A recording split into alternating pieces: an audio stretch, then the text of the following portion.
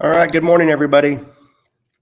It's Cashman's Playbook for Saturday, April 1st. Hope you guys all made it through the storms that blew through last night. Still pretty windy here in Fishers, wind blowing pretty good. I guess that's going to be the case most of the day, but made it through with no damage.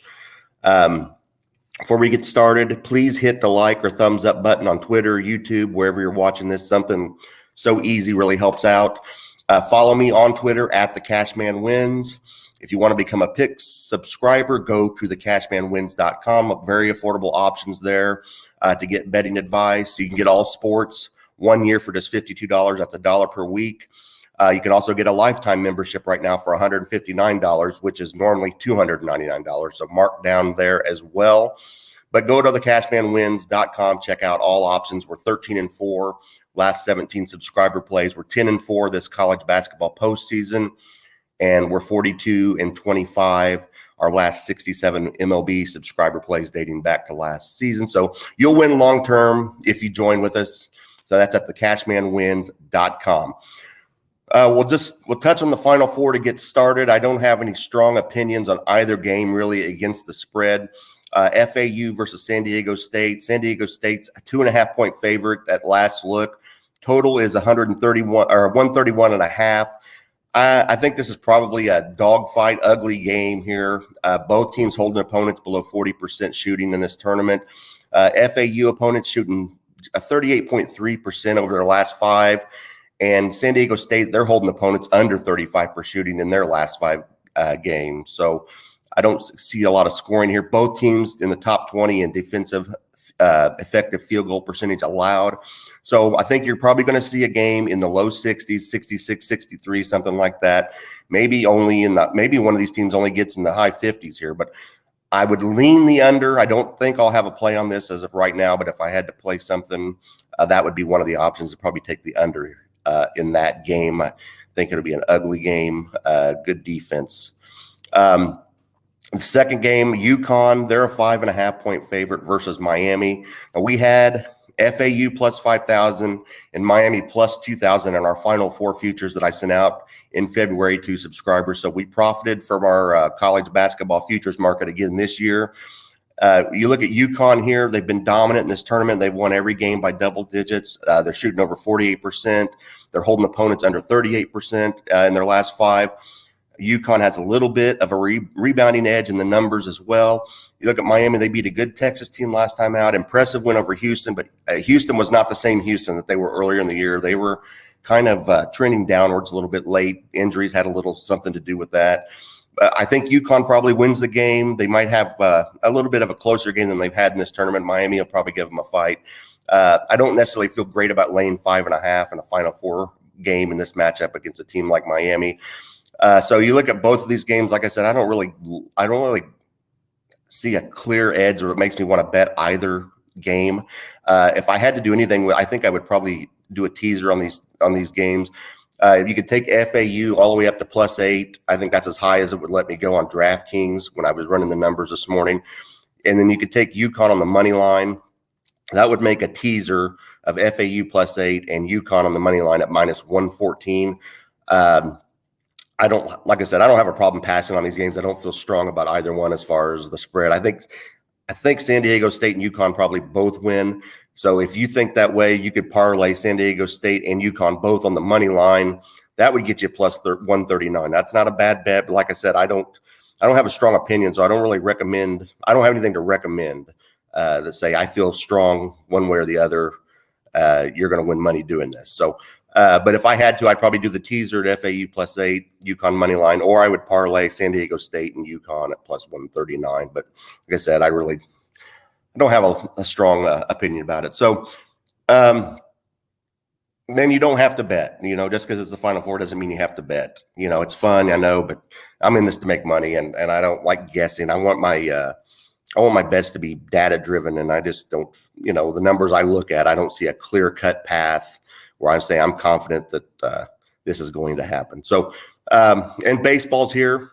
I've shifted my focus toward MLB. There's so many things that you can bet on in baseball. I love the pitch clock so far. Really looking forward to having a great MLB betting season.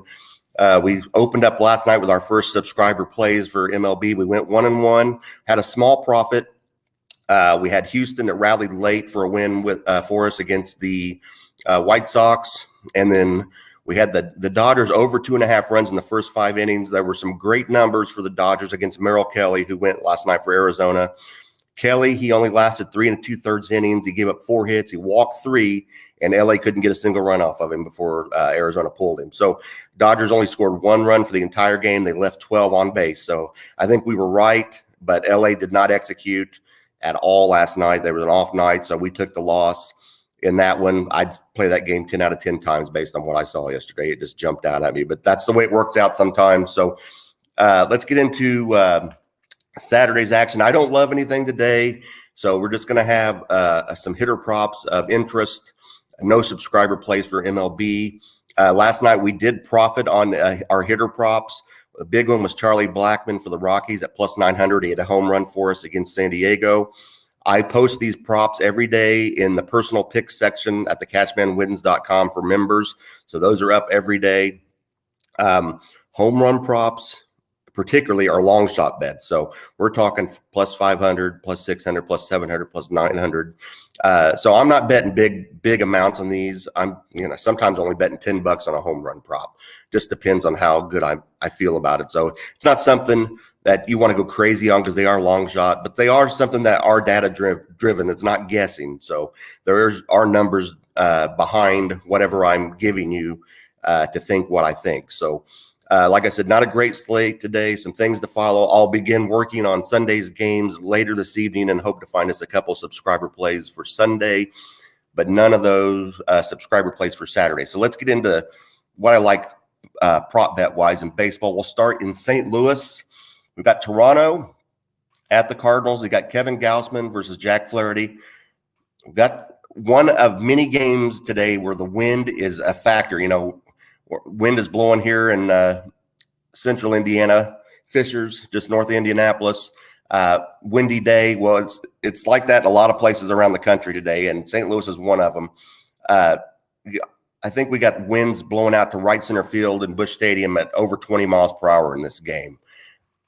Paul Goldschmidt is plus 550 to homer today. Goldschmidt, he is 4 for 6 in his career versus Kevin Gausman. One of those hits is a home run. So I think I don't like to bet necessarily right-handed versus right-handed batter props. I usually like left-handed hitter versus right-handed pitcher, right-handed batter versus left-handed pitcher. But I thought this one was worth taking a look at. So I won't do a ton of props like this over the course of a season, but wanted something just to pique my interest, and there are numbers to back this up. So Paul Goldschmidt plus 550 to homer is worth taking a look at today. The Angels are at Oakland. You've got Sandoval versus Fujinami. I believe that's his major league debut. Nick Allen for Oakland to get at least one hit in this game is minus 160. Now, that's not a great return, but I'm okay if you can get a hitter prop where they just need to get at least one hit. I'm okay at minus 150, minus 160 if the numbers are there. Allen, he's 4 for 5 with a double in his career versus Sandoval. So there's a little bit of it's not a large sample size, but he's hitting 800 against this guy in 5 at bats. So I would take a look at that one even at minus 160. Like I said, not going crazy with these money wise, but something to follow. And all Nick Allen for Oakland needs to do is get you a base hit, and you've cashed that one. Baltimore is at Boston. You got Dean Creamer versus Chris Sale. Another one. Wind is blowing out in Fenway today, straight away, 13 to 14 miles an hour. So a couple of props of interest in this one for Boston. Alex Verdugo to homer. He is at plus 750. Verdugo 5 for 14 in his career versus Creamer. One of those is a home run. So and Verdugo 2 for 5 in the openers on, I think it was Thursday. So he's off to a good start. And then you've got Rafael Devers for Boston. He's plus 340 to homer. He's 3 for 11 in his career off of Creamer, but one of those is also a home run. And Devers was also 2 for 5 in the over, so in the opener for Boston. So both of these players off to a good start. And Boston's one of these teams this year. I saw a lot of people that were taking the over, thought they were going to be better than people think, and they could be. They're a tweener team. I considered taking. I think the over was maybe 77.5 on their win total. I considered it. I'm still not sure about their starting pitcher. You know, they added Corey Kluber, and I think I've thought for a while that he was way past his prime. If Chris Sale is healthy at the front of the rotation, but I'm not sure what necessarily they've got potential, but I'm not for sure what Boston has. So we didn't bet a team total future on them. But I do like Verdugo and Devers today. If one of those guys can just home run, you've got a profit for that game as far as your home run props. So something to look at there. Minnesota, they're at Kansas City. You've got Sonny Gray against Jordan Lyles on the hill. Nick Gordon plus 750 to home run for Minnesota. Gordon is 3 for 4 with a home run in his career versus Lyles. So like I said, small sample size, but there is something there. And 750, I mean, that's a $5 bet that's going to get you 37.50 plus your 5. So you're getting 40 something payout. I'd also lean to the Twins in this game at minus 165, but it's not anything I feel like I got to play. But Sonny Gray's teams have won the last 7 games that he started versus Kansas City, I believe. The Royals were hitting like 190. Their active roster hitting 190 against Gray. So if I had to play anything, I would probably take a lean on the Twins there. I may put a little something on it. It won't be a subscriber play, but I may put a little something on it here when I'm done. You've got the Mets. They're at Miami. I think it's game 3 of the series. We got McGill versus Cabrera on the hill. Now, Pete Alonso in this game is plus 550 to home run. Alonso 3 for 8 in his career versus Edwin Cabrera.